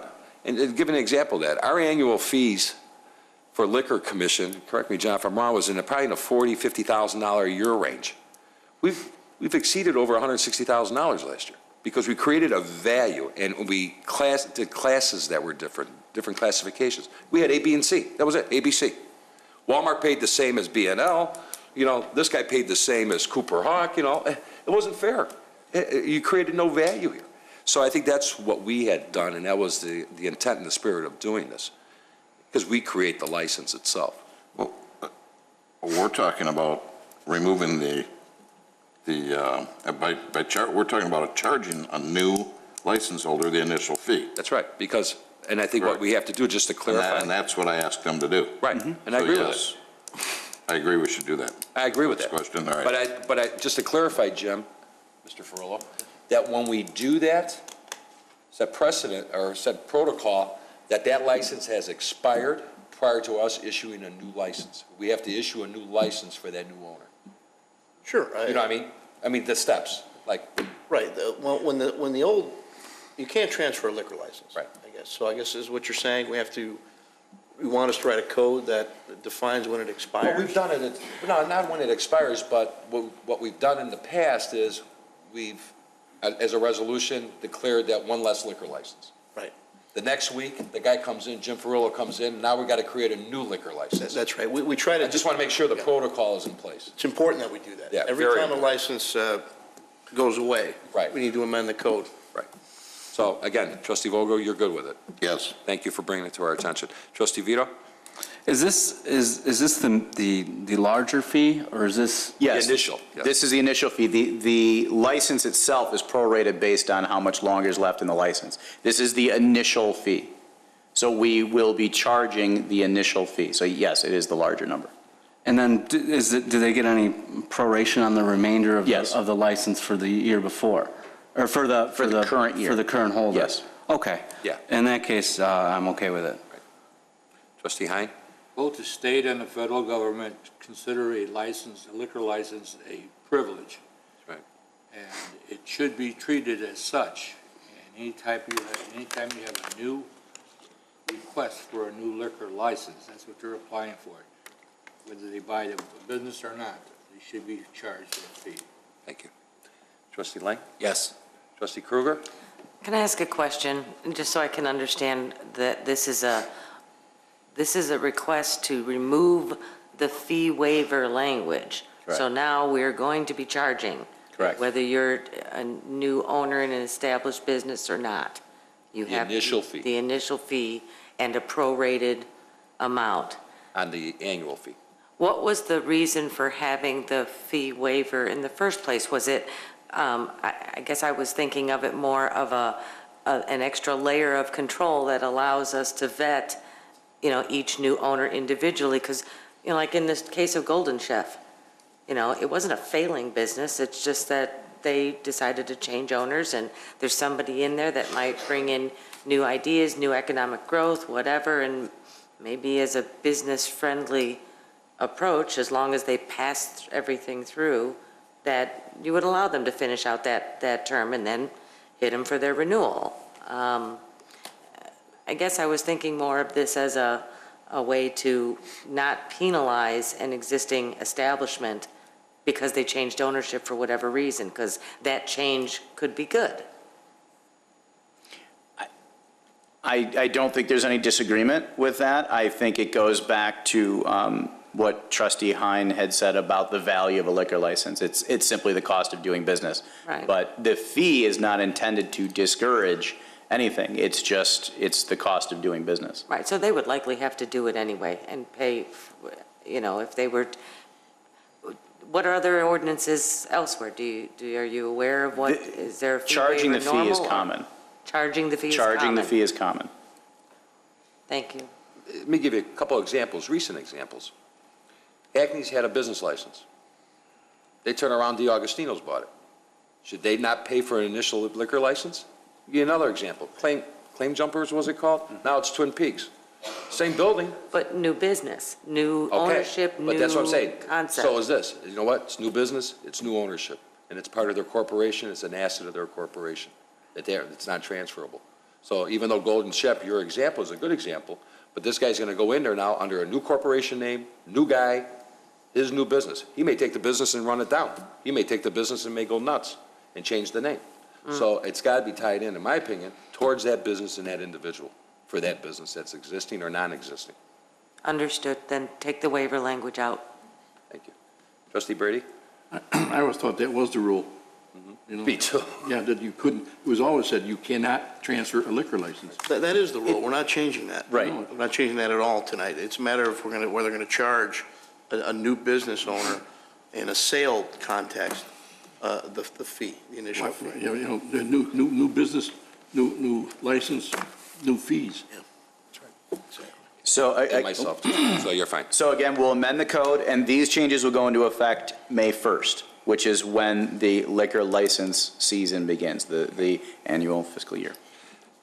I need to ask something else, and you don't have to get an answer, but get back to the board on this prior to those applications going out. See if there's other businesses in town that are operating two businesses under one business license. And if so, I wouldn't be so much in favor of hitting it with an initial fee, especially if they're an existing business and been operating that business for years. But I think fairly, an annual business license fee should apply. So where I'm getting at, if I own two businesses, one being a pub, one being a packaged liquor store under one umbrella fee license, that's got to get up to snuff here, because that's not right. And we need to set precedent in case somebody else comes into town and wants to try to do the same. So we need to clean that book up and get back up to snuff with that. Because who wouldn't stop anybody else from wanting to do that? Okay? Agree. So see what staff has and come back to us on that. Question. Trustee Hein? Did we establish the price we were going to charge to the new D4? An additional 10% over and above the A and B C license. And all A, B, and Cs are $2,500, so $250. No, some are 1750. That's fine. And some are $17.50, right? The fast food. Oh, you're right, Beer I'm sorry, you're Beer right, only, A1, B1, you're absolutely right. Right. Okay. 13D. Discussion regarding congregate dining program. Thank you. Director Weezer. Good evening, President Argyris and members of the board. Human Services Department continues to work on the preparation of a new renewal proposal for the Lunch at Pavilion Congregate Dining Program through Age Options. This would be for fiscal year 2016, beginning in October of this year.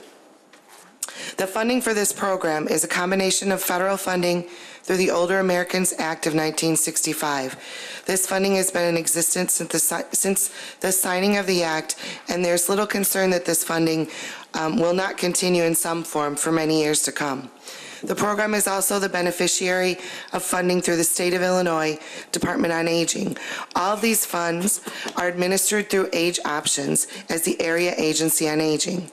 The Human Services Department anticipates submitting a grant request during this process, as these funds are the main funding source for the Lunch at Pavilion Congregate Dining Program at the Wheeling Pavilion Senior Center. The program has grown from serving 35 meals in October of 2009 to 425 meals during last month, December 2014. There is a possibility that the final proposal could include an expansion of the current program in order to better serve the senior population and increase the likelihood of future funding due to the priorities of Age Options being 5-day-a-week meal service. Our current program serves 3 days a week, and it is the only program in the county currently doing that. The request to be submitted will also include a much larger grant amount based on the history of Age Options funding of other organizations. This will include increasing the hours the current site supervisor will work and actually reduce the amount the village will contribute to this program. Essentially, the renewal proposal recommended by staff would increase the current 15-hour-a-week employee to a 29-hour-a-week employee, as our proposal will include a much larger funding request from Age Options, which is more consistent with their funding history. The increase in hours will actually cost the village less, from approximately $5,200, which is what we currently have budgeted, to $3,900 in the proposal budgeted for the federal fiscal year 2016 to begin in October. Staff is looking for the board for consensus to move forward with a 5-day-a-week meal service proposal. Thank you, Sherry. Manager Spendelos? Thank you. Just to make sure the question is clear, as Director Huizar said, we have an opportunity here, and before staff jumped on the opportunity, we wanted to make sure that the board agreed that this was a good thing. So essentially, right now, we're serving our residents with congregate dining opportunities 3 days a week. Because the need is so strong, Age Options has recognized that there's potential and need to serve our residents 5 days a week. In order to do so, we would need to take the existing part-time employee, increase their hours up to 29 per week. That does come with some additional cost, obviously, to the village, but all of those costs would be included in the request for the grant from Age Options. So that bottom line net, the village would be getting 2 additional days of congregate dining for a total of 5.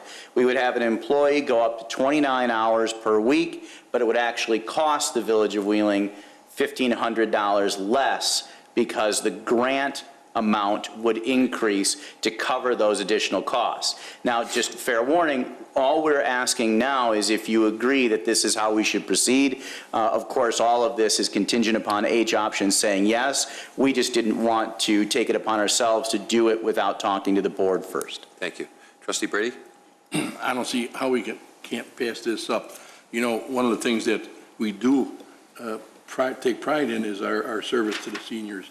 And here's an opportunity to give them 2 more meals a week, good meals. You know, about 40 people a day show up to these lunches, isn't it? Correct. We average between 30 and 40 people a day. And they come there for various reasons. I don't think they come there, basically all of them, to just to get a free meal. They come there because they're lonely. They have to get out of the house. They can get there, socialize with their friends, and they're basically getting a good, healthy meal. Not to maybe if they're living alone, what they serve themselves at home. It's a good program, and the fact that it's costing us less money, and we can provide expanded services for our seniors, we can't pass it up. Thank you. Trustee Hein? Yes, I'm in favor. Trustee Vogel? Yes. Trustee Vito? Yes. Trustee Kruger? Yes. Trustee Lang? Yeah, it's a great idea. And myself, yes. Sure. Good job. Thanks. Let us Thank know you how it very goes. much. Okay. 13E. 13E, resolution authorizing change order number 2 and final to the contract with Instaform Technologies USA LLC for the jointly bid 2014 sewer lining project. Thank you. Director Janik. Thank you. This is a request for board consideration of a change order, number 2, and the final to this contract. This is a contract that is done virtually every year. It's a sanitary sewer lining contract. This year, as it was last year, it's with the company called Insituform. Basically, it's a product that lines sanitary sewer pipes that are cracked, that could be leaking, and it's a rehabilitation of those pipes. The request tonight is for a credit to the contract of approximately $950.70 to reduce the contract to $209,346.85. Thank you. Questions from the board? So moved. Second. Motion by Trustee Lang, second by Trustee Vogel. Roll call. Trustee Kruger? Yes. Trustee Vogel? Yes. Trustee Hein? Yes. Trustee Vito? Yes. Trustee Brady? Yes. Trustee Lang? Yes. President Argyris? Yes. 13F. Resolution accepting a contract with L&T Painting for the rehabilitation and recoating of North Receiving Station. Thank you. Director Janik. Thank you. This is a contract that the village staff is requesting consideration and approval of by the village board. This concerns the rehabilitation of a water structure on Northgate Parkway. This is the 5th structure that we will accomplish. This repainting, sandblasting, that sort of thing. There's 7 structures in the village. This will be the 5th one. The contract was bid out. We got 10 responses. This contract with L&T is the lowest bid price of the 10 contracts. Dixon Engineering is our contractor that oversees these contracts and provides advice to us as well as inspectional services for the work. And they also agree that the low bid price is the correct one to choose. So we're requesting approval of the contract. Thank you. Questions from the board? Entertain a motion? So moved. So moved. Motion by trustee Hines, second by trustee, was it Kruger? Roll call, please. Trustee Kruger? Yes. Trustee Vogel? Yes. Trustee Hein? Yes. Trustee Vito? Yes. Trustee Brady? Yes. Trustee Lang? Yes. President Argyris? Yes. 13G. Resolution authorizing acceptance of the suburban purchasing contract for the purchase of 4 2015 Ford utility police interceptors and 1 police interceptor sedan from Curry Motors. Thank you. Any questions from the board? Entertain a motion? So moved. Motion by trustee Brady, Second. second by trustee Lang. Roll call. Trustee Kruger? Yes. Trustee Vogel? Yes. Trustee Hein? Yes. Trustee Vito? Yes. Trustee Brady? Yes. Trustee Lang? Yes. President Argyris? Yes, thank you. Real quick before I ask the clerk to read the next resolution, maybe staff could look into it, John. I know you and I spoke regarding maybe the decal design we talked about in our strategic planning, trying to change a little bit of our image stuff and maybe incorporate a little bit with the old with the new. So maybe bring something back to the board that we can. Yep, we're already get back working on it. We absolutely will Especially do that. with new equipment coming in and all that stuff, it's good timing to do that. So if we can do that, it'd be great. Okay.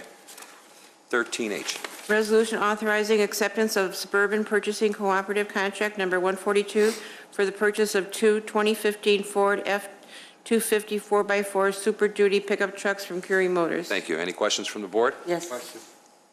Trustee Kruger? Yeah, thank you.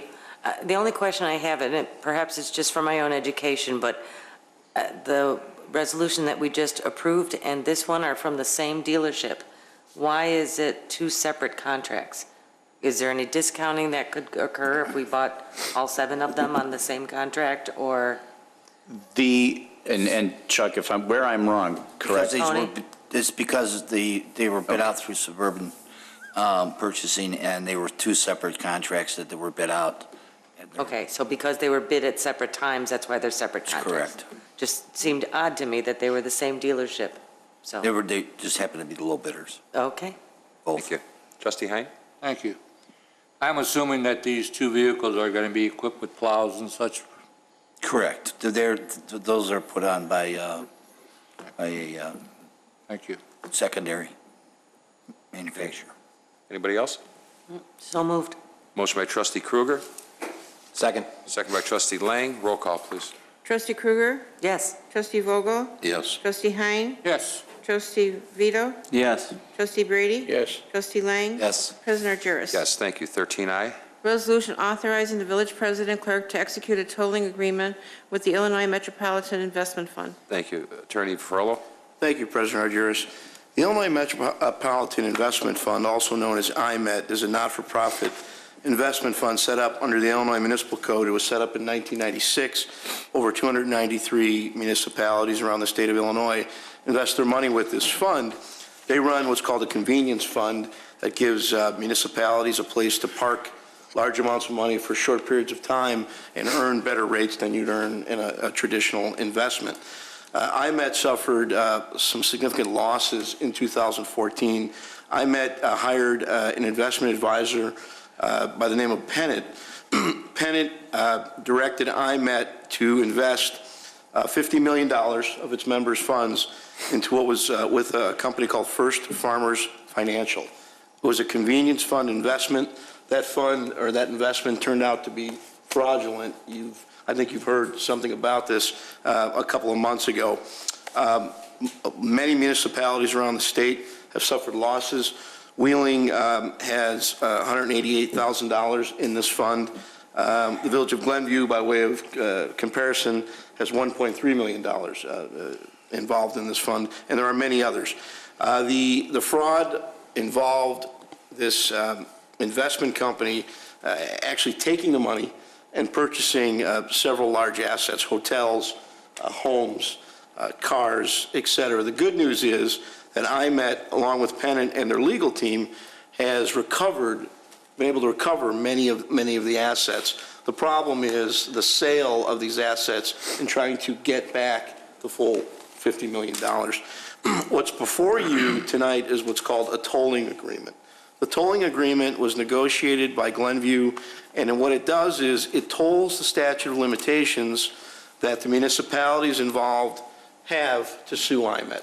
The statute of limitations to sue IMET, if any of us choose to do so, appears to be 1 year based on the Tort Immunity Act. IMET is a governmental fund. We believe, out of an abundance of caution, they benefit from the 1-year statute that appears under the Tort Immunity Act. This tolling agreement stops the statute from running, and it allows the parties to cooperate with IMET in their recovery of assets and in a discussion of how these assets are going to be disposed of. If you sign the agreement, you're promising not to sue IMET while you're in the agreement. You can terminate the agreement with 30 days' notice, okay? But you have to stay in the agreement until June 30th of 2015. There are multiple municipalities that are interested in this agreement. It's my opinion that there's no downside to this agreement. So far, Glenview, Oak Park, Hoffman Estates, Highland Park, Wheeling, if the board approves this, Skokie, Deerfield, Lake County Forest Preserve District, Elk Grove, and Glen Ellen have all expressed an interest in this tolling agreement.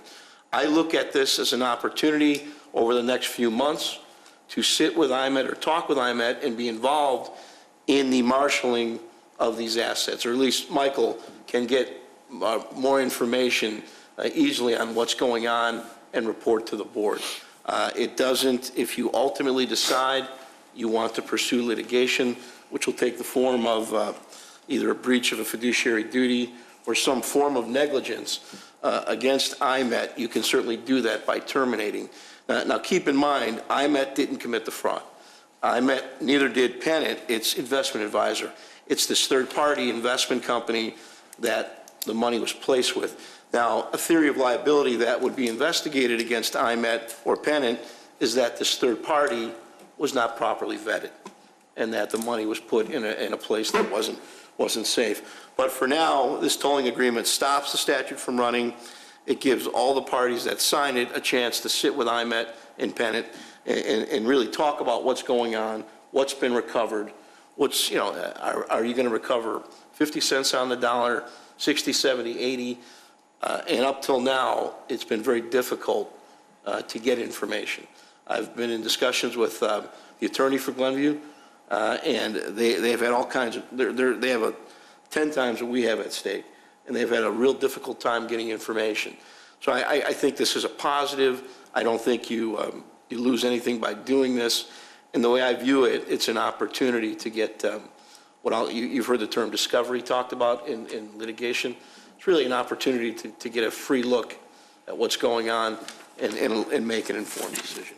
So I would recommend the board consider approving this, and I can answer any questions. Questions from the board? Trustee Lang? Might want to say. Trustee Lang? He's a guy I got to ask.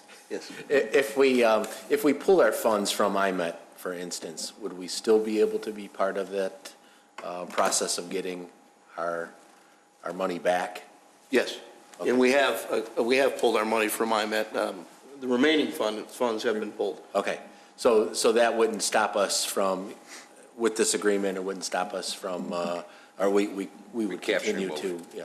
Yeah, you've suffered a loss. Right. You've suffered a loss. Thank you. Yeah, Trustee Vito, I'm sorry.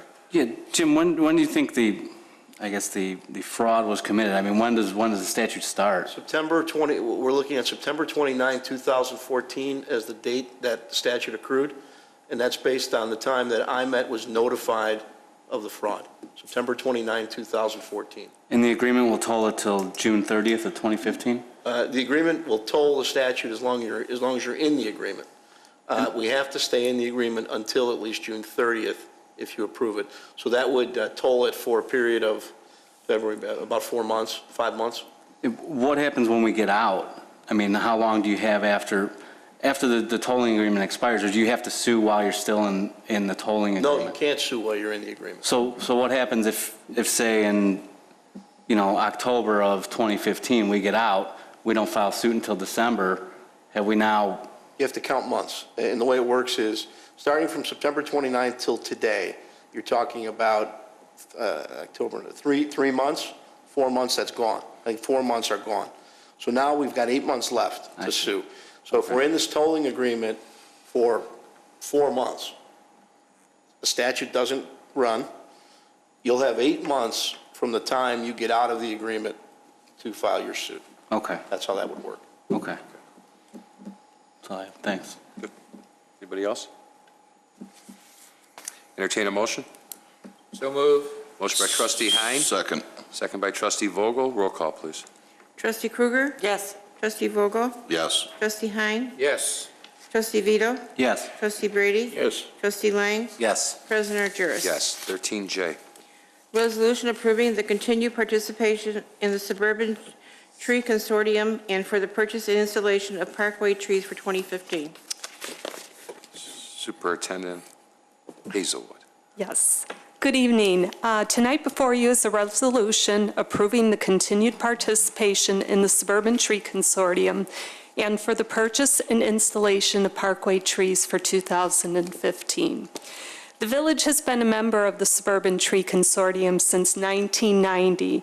It is sponsored through the West Central Municipal Conference, and there are 38 municipal members in the consortium. Membership provides for lower prices on the purchase and installation of trees and for better quality trees. This year, there will be a spring and a fall tree planting, and funding is allocated in the general fund and in the capital improvements plan. We are anticipating to plant 342 new parkway trees, and a majority of these will be replacing trees that were lost due to emerald ash borer. There will be 22 different trees planted, and 5 of these species will be making their first appearance in the village of Wheeling. These species include a John Pericotto sugar maple, a blue beech, an American hop hornbeam, a bloodgood London plane tree, and a crimson spire oak. Residents that are receiving a new parkway tree are notified by a letter before the planting occurs, and as always, I'm always happy to work with any resident for a choice of an appropriate parkway tree. Thanks, Laurie. Questions? Trustee Brady? Laurie, are you sure in that sugar maple, you know, those are notorious for roots that lift sidewalks and destroy curbs. You know, their roots are usually always very, very close to the surface and that. They are fairly shallow. There are certain planting spots that, you know, would be an appropriate candidate for this. But, you know, maybe like on Wheeling Road or in an area like that, maybe not necessary in a residential parkway. Or a narrow parkway, correct. Good. Okay, thank you. Trustee Vogel? How many trees have we lost so far to the ash borer? Do you know offhand? Well, we had approximately, I believe, 1,700 parkway ash trees. We have about 901 were left at the fall, but I mean, we're getting there, and this year we will get them all down. So about 1,700 after this year. Wow. Okay. Thank you.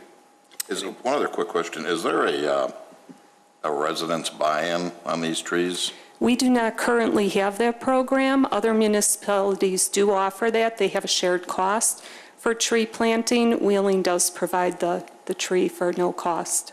Okay. Thank you. Thank you. Anybody else?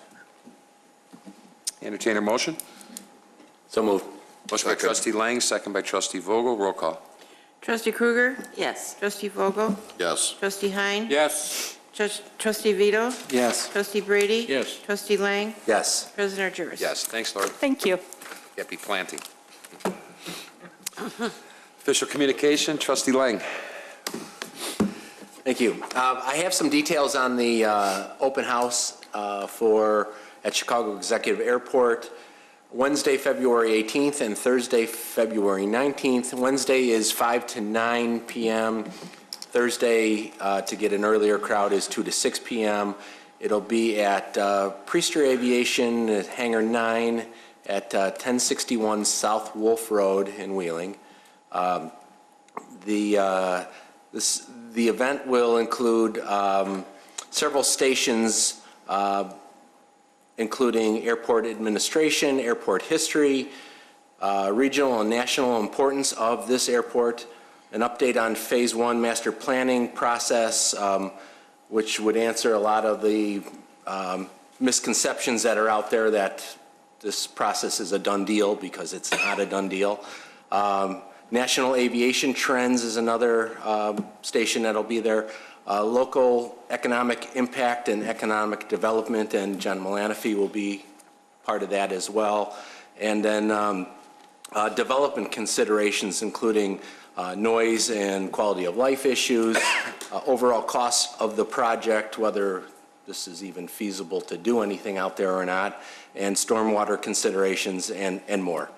There's parking in front of Priester Aviation off of Wolf Road and also near Atlantic Aviation. Questions, call Chris or Vicky at the airport office, 847-537-2580. And I'm going to pass this to John so he can get it onto the website. Thank you. Thank you.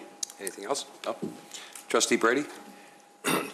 Just great big thanks to Public Works. I'll tell you, I drove home from Wisconsin in that snowstorm only because I'm nuts. I didn't want to miss the meeting tonight.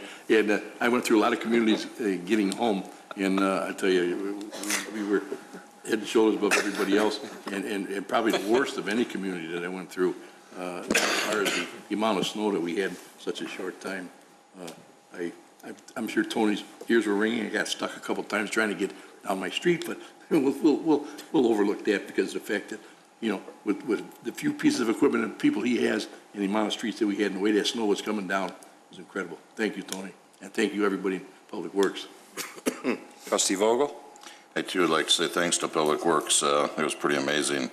They had the need to go north this morning early, and once they got out of Wheeling, it was one lane all the way up past Vernon Hills, and traffic was backed up. It was incredible. Normally it takes a while to get from my house to Milwaukee Avenue, and it was pretty easy getting out to Dundee Road. Dundee was not the greatest, but to go up North Milwaukee Avenue like that was unbelievable.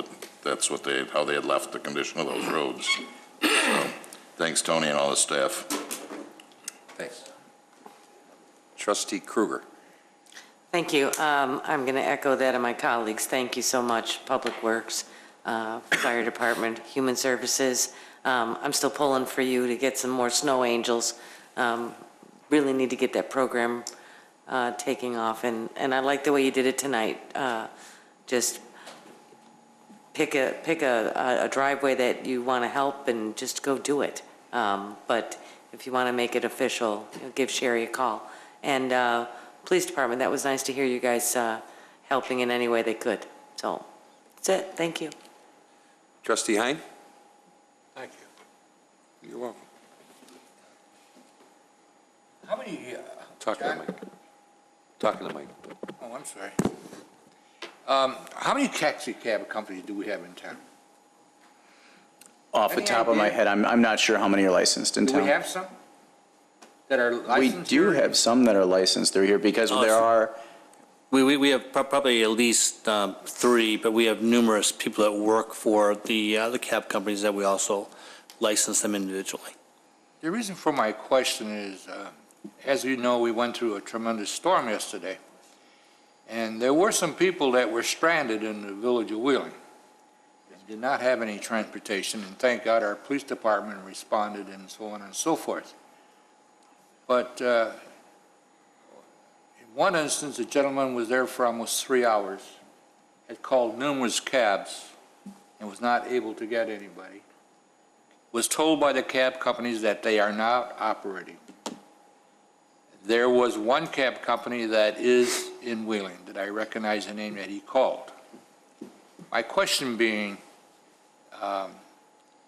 that's the time you need a cab, and we got different situations where cabs are needed, and do we have any criteria or we have any hours where they must be operating, that we have control over this? Or because I was really concerned about a couple of the people because they were actually stranded and had to get into another area of the northwest suburbs and were not able to do that. So they're relying on emergency situations and police departments, fire departments, so on and so forth. But the next question is, where would they go, or where could they be told to go, to a shelter or something like that, where they could seek refuge? The answer we give, and of course it's difficult during situations where it's snow as opposed to just temperature related, but normally we suggest that people take shelter, any stores that are open, a mall, the Target, the Walmart. As far as the taxi cabs go, there really is no way to ensure that they are operational. There are restrictions on their hours of operations where they cannot be working. But even that, they're not a business, a brick and mortar like a store is. So, it's hard to, actually, I don't think there are restrictions on when they could be working. The whole point of a cab is to work through the night. But as far as ensuring that they are working, I'm not sure how we could ever legislate that. Well, when somebody's in the primary service of delivering people or packages to a destination, and Joe's Pizza was delivering pizzas last night, and every pizza place in town was delivering pizzas last night, and food was flying all over this town because I witnessed it. But yet we got some cab companies that are wanting to do business in the village of Wheeling. And I think that their primary reason why they're here is because they have a good business, and they should be able to provide that service 24 hours a day. That's what they're here for. I'd just like to have an update on, maybe just a little note on how many we do have in town. Sure. Maybe they should join the Chamber of Commerce or something. What a concept. Thank you. Thank you. Trustee Vito? Yeah, another thanks to Public Works. Specifically, there was a Public Works employee in a small pickup truck on Pear Tree Lane yesterday that saw that my neighbor and I did exactly what Mr. Stavros said to do and leave a clear path, and he actually lifted up his plow and spared us. It was beautiful. And it was great. We all kind of gripe about the snow, but the one good thing that comes of it is you get to see your neighbors in the winter when they're off and holed up. So it was nice to see some people I hadn't seen in a couple months. But other than that, it was a really good job. The streets were really clean, given the amount of snow that fell. So thank you. Thank you. Clerk Simpson. It's that time of year again. The Wheeling Historical Society is going to have their annual dinner and white elephant auction. It will be on Wednesday, February 25th at Chamber Community Center, 251 North Wolf Road, and it starts at 6 o'clock. The thing that's different this year is that you have to reserve your seat in advance, and you have to pay in advance. And the fee is $12, and you can either give me a check here tonight or at our next meeting, or you can call Marilyn Cromie at 847-537-5714, or mail your check to the Wheeling Historical Society at P.O. Box 3, Wheeling, Illinois.